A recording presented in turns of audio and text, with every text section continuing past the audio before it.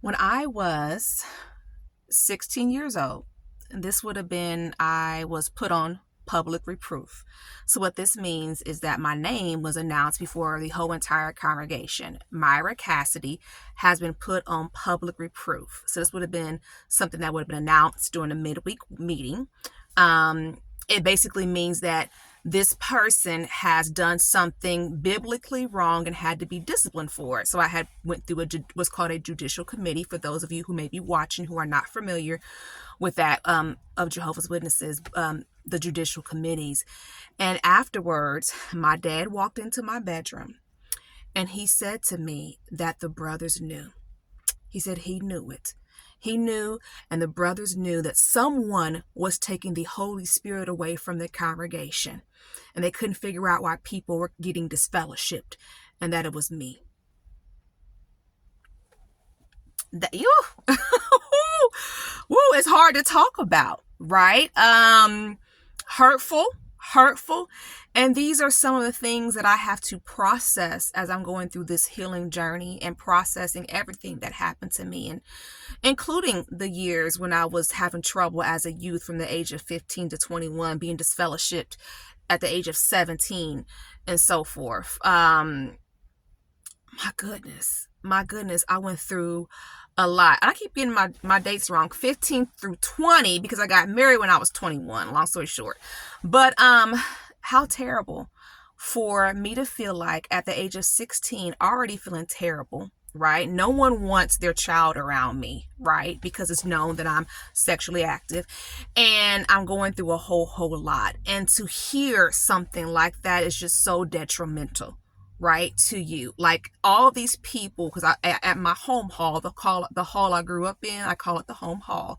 A lot of people were getting disfellowship. Like we had like the B room. The B room, it wasn't nothing but disfellowship people in the B room, right? You know, it was, hey, how you doing? You know, it was just a lot of people getting disfellowship. So to be told that is just so detrimental at the age of 16. So I'm the one taking the Holy Spirit away from all these grown people up in here. Come on now. And it's almost like that's the way that the elder body thought, like disfellowship, like somebody's doing something, disfellowship.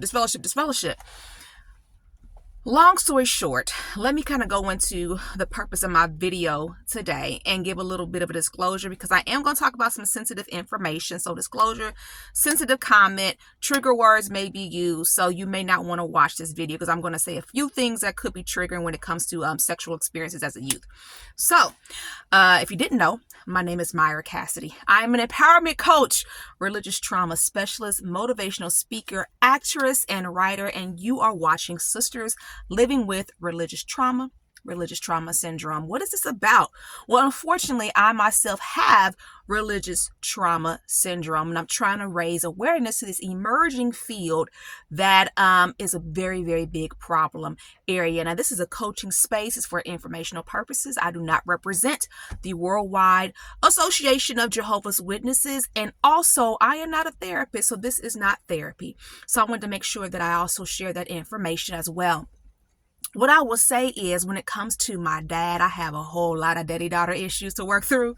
Unfortunately, currently we are no contact. That is what's best. And these are things where he's never going to come back and apologize for anyway. He's never going to have an aha moment. I will say that when I start to get mad at my dad, it's almost like I start to feel sorry for him at the same time, because I can see where he was abused. It's like you was getting abused too. And here's exactly what I mean. The elder body that he served on during those years, like 16 years of age, they actually started to accuse him of molesting me. The terror in that man's face and the anger from my mother. So who do you think got all of the emotional frustration of this horrible accusation? And then when I think about those moments, I go, why would you want to serve on a body of elders when they are accusing you of doing something so terrible and you know you didn't do nothing? Why are you even there? Why would you want to go into the Kingdom Hall and going to elders meetings and talk about policies and things like this and voting on different things. Why would you want to work so closely with men who are accusing you of something so terrible? It's time to move. But sometimes some elders, they just can't let go of their positions. For what, it's just something about it. They just can't let it go. It's like that's the only thing that they have that defines who they are. Like, if I'm not an elder, I'm nothing. That is the way I feel about it, right? And I'm speaking from the perspective of things that I've seen and the things that I've experienced and my relationship with my dad. Because like I said, I have a lot of daddy-daughter issues. But long story short, it's like, why would you want to even be on an elder body with these people accusing you of something like this? And then too, I can look back at my experiences and see, y'all was going tit for tat with each other's children. I mean, and that's just truly what I have a right to speak on and say, because I experienced it. And I can literally say there were things that happened in my committee case that an elder went back and reported to my dad and reported it incorrectly. And I do believe it was intentional. I do believe it was stated incorrectly to get my dad upset. And here's a perfect example. That same elder was the same elder when I was disfellowshipped who came back to me 6 months after I had written a letter to be reinstated. This elder tells me that, oh, I'm so sorry. I put the letter you gave me in my bag and it slid down to the back of my bag and I forgot it was there. Are you clean now? I had sunken into a depression and got back involved with my child's father, who is now my ex-husband, long story short. The terror of that. And I believe it was intentional. You took my letter to be reinstated and you're going to sit up here and tell me that you lost it in your hall bag? Why is that okay? A, why are you not deleted as an elder? B, that's not okay. And these are the issues that I have to process through. And it's like literally going through code of trauma in my past. And then, like I said, I started to get so mad at my dad because it's like, you were on the elder body at that Kingdom Hall. Why didn't you protect me?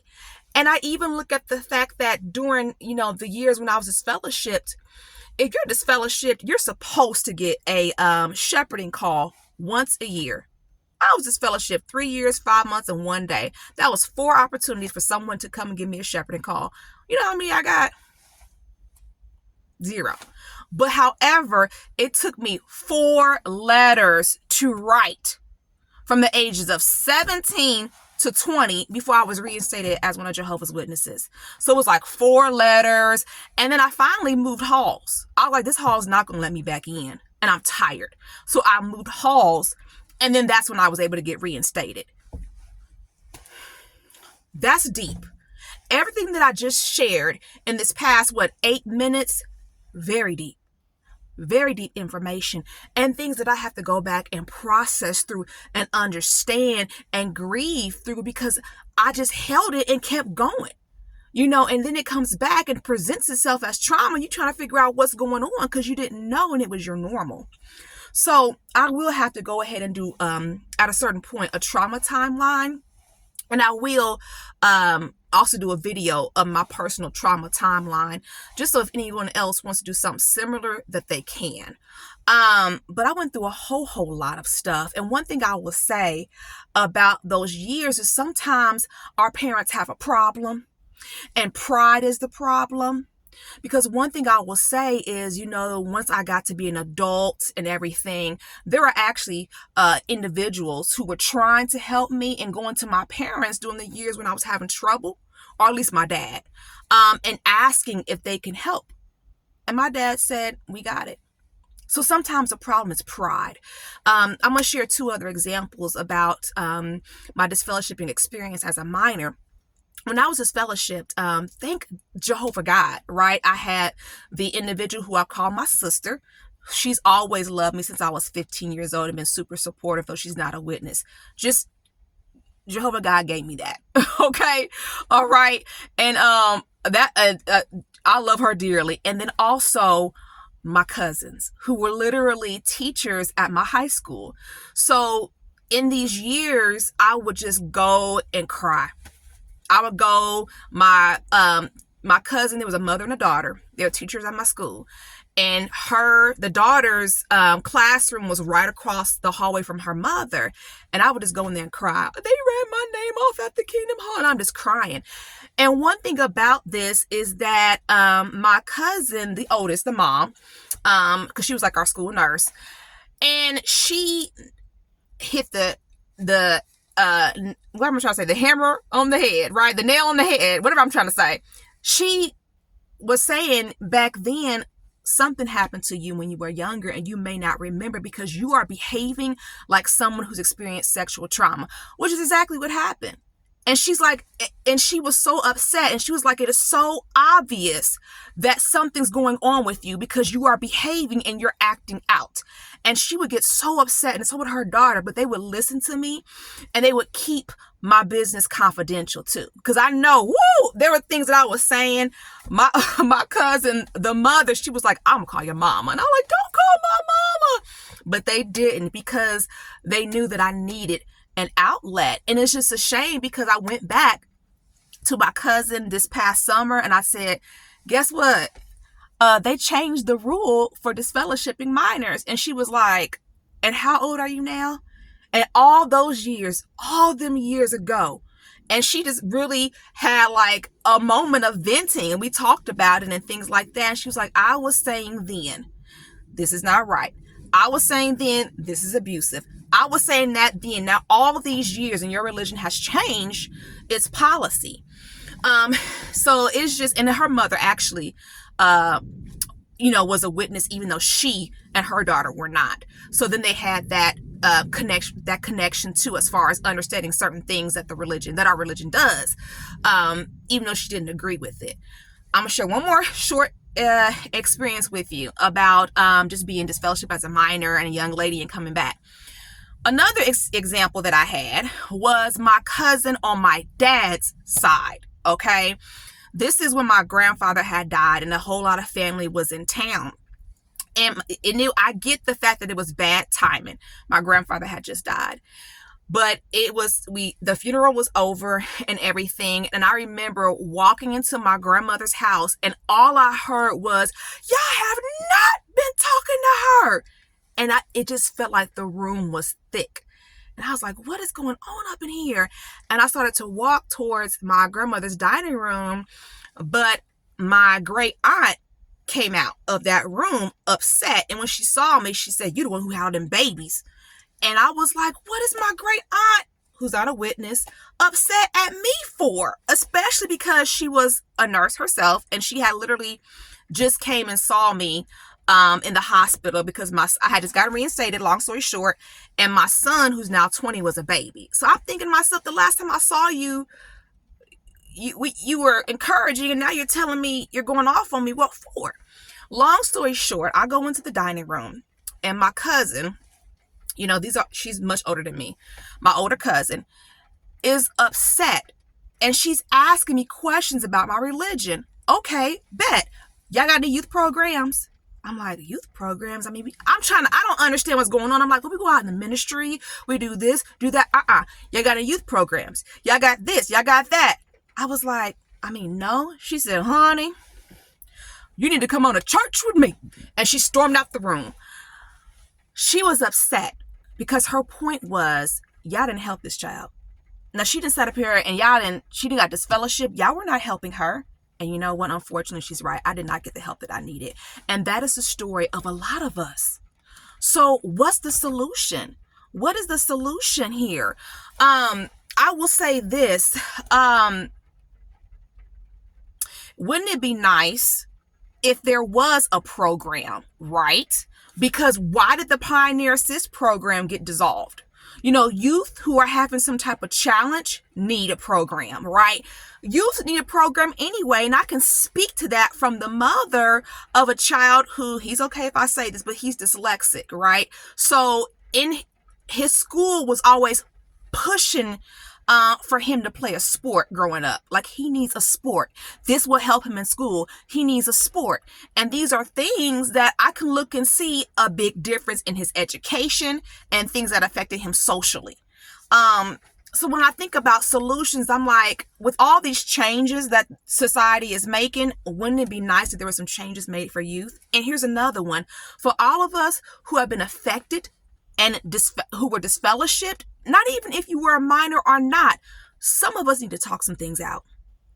And we need to talk some things out with qualified people.